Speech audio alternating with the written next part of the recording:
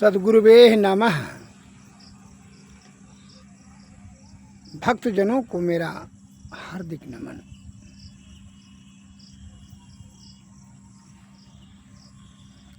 संत महात्मा लोग अनादि काल से हम साधारण जन को यह ज्ञान प्रवचन के माध्यम से बताते हुए आ रहे हैं, शास्त्र के माध्यम से, कि हे भाई,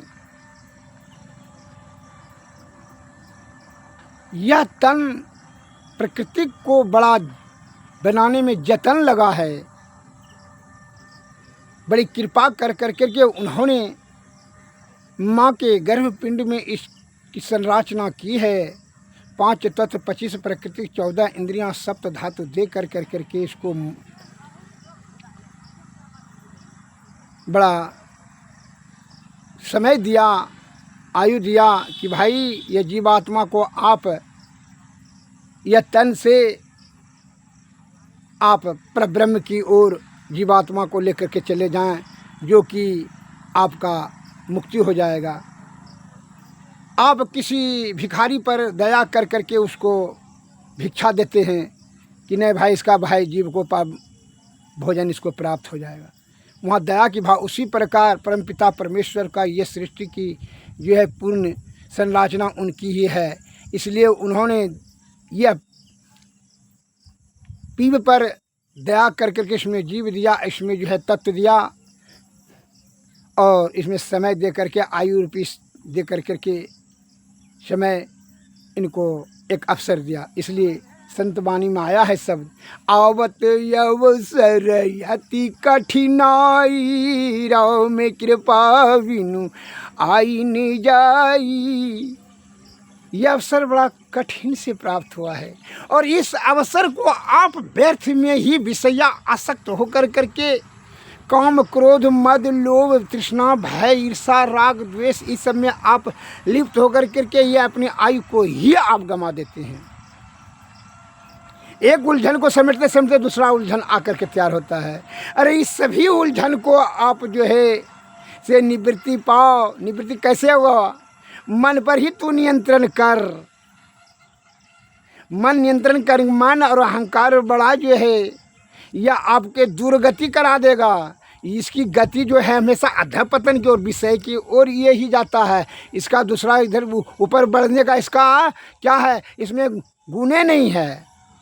जैसे जल हमेशा नीचे की ओर जाए, वायु हमेशा ऊपर की ओर है। उसका गति प्रकृति ने दी रखी है। इसमें किसी प्रकार का कोई तर्क वितर्क नहीं। जैसे नीम तिताई प्रकृति ने दे चुकी है, इमली खट्टी, तो ये प्रकृति का गुण है।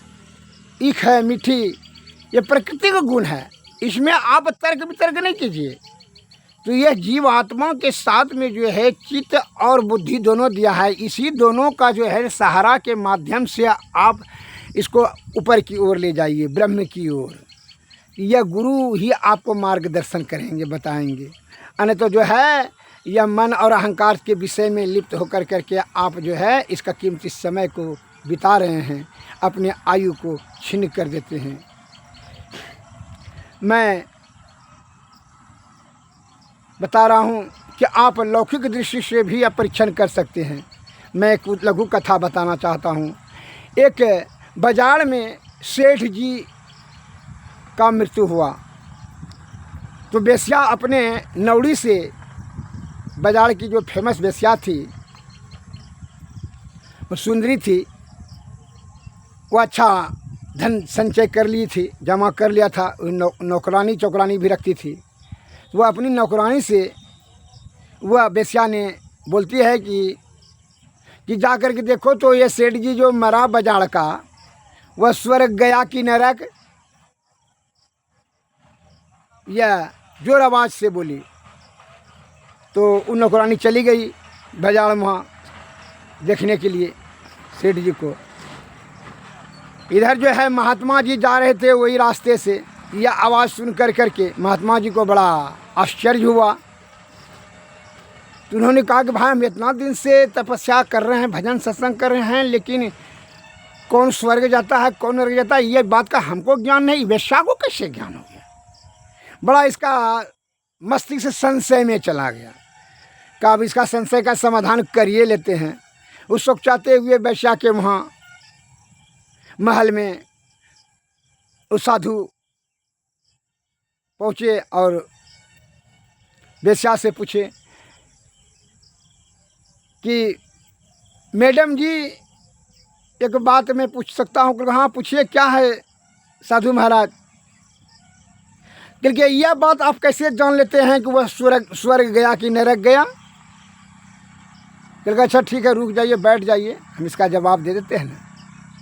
तो उधर से तब तक जो है उसकी नौकरानी आ गई, कहती है वो स्वर्ग,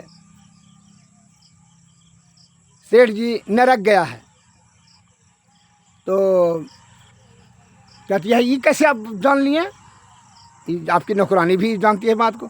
क्योंकि सेठ जी सीधा जवाब है कि जिसका मरने के बाद जो है थू होने लगे, निंदा होने लगे, शिकायत होने लगे, उसको मुंह से 10 आदमी के मुंह से बददुआ निकलने लगे कि भले मर गया, उसका जो है बहुत जो है वो निंदा शिकायत होने लगा कि बहुत ही कंजूस था और दूसरे का सुधी पर पैसा जो मार करके बेईमानी शैतानी करके सीधे सारे किसान का जो है यह पैसा इकट्ठा कर करके सेठ बना था।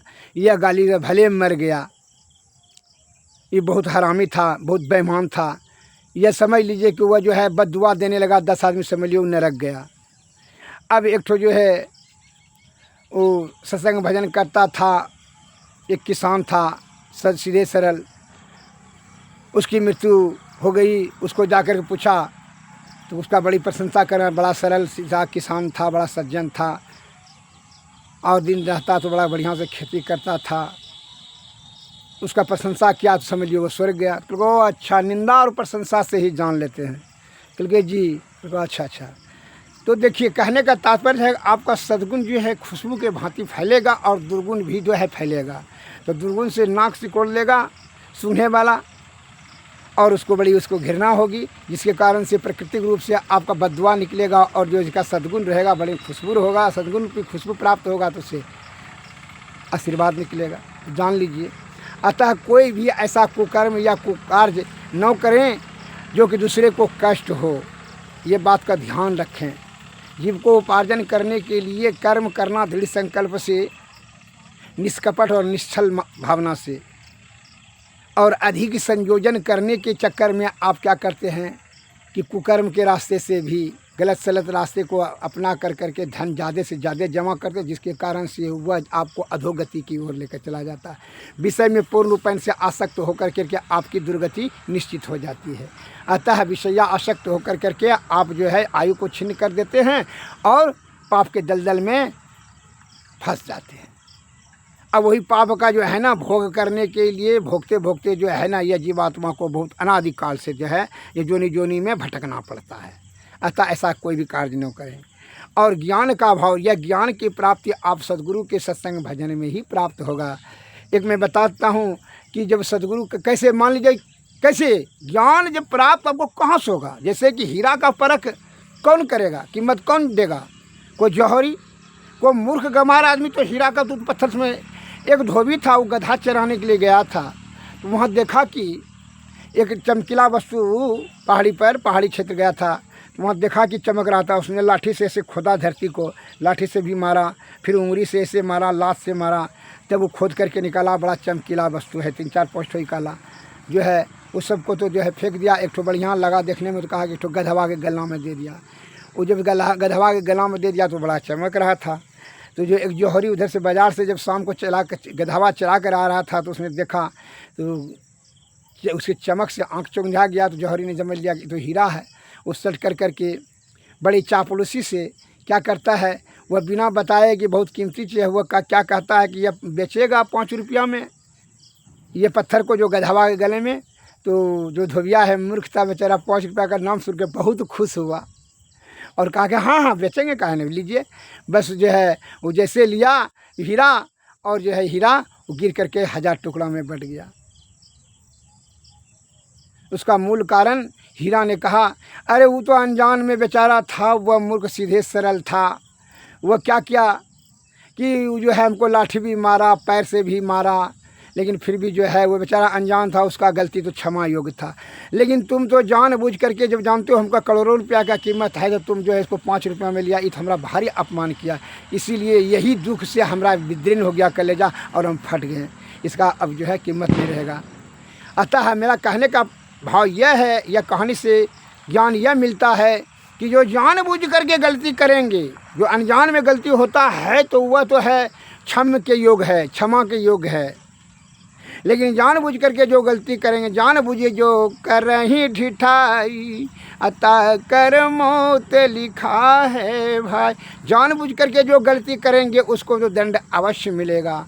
अतः बहुत से सज्जन ऐसे हैं कि जानते हैं कि जो है धन और सुंदरता, माने यह पांचों ज्ञान इंद्रियां जो है बड़ा विषय की ओर ले जाता है। मन और अहंकार के मते अनुसार नहीं चलना चाहिए, ज्ञान से और शुद्धचित आत्मा से ही जीवन यापन करना चाहिए।